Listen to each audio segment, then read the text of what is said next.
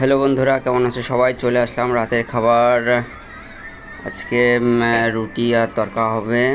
তো রুটি বানানোর প্রস্তুতি চলছে।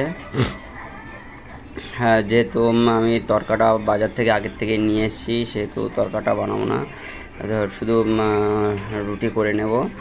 আর ছেলে তরকা খেতে পারে না, ওর জন্য দুধ আনা হয়েছে। ও শুধু দুধ দিয়ে রুটি দিয়েই খাবে। দিদিভাই রুটিটা ভাজছে, আমি পাশে বসে হেল্প করে দিচ্ছি, কারণ দিদিভাইয়ের শরীরটা ভালো না, দুদিন ধরে খুব জ্বরে ভুগছে। তাই আমি একটু পাশে বসে হেল্প করে দিচ্ছি, সময় যদিও পাই না। তাই যেহেতু শরীর খারাপ, তাই আজকে একটু পাশে হেল্প করতেই হবে, নাহলে অসুস্থ শরীর নিয়ে কী করে একা একা করবে। এবং ছেলে তো বিরক্ত করছেই। আর রুটিটা একটু শুধু বেলে দিলাম, এবং দিদিভাই পুরো রুটিগুলো ভেজে নিচ্ছে।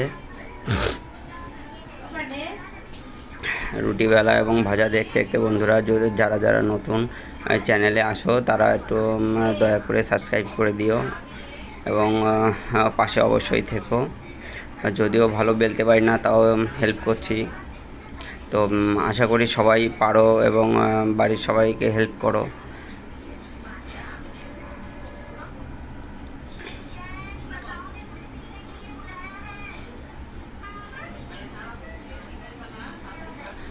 ভাজাটা শেষের পথে প্রায়ই।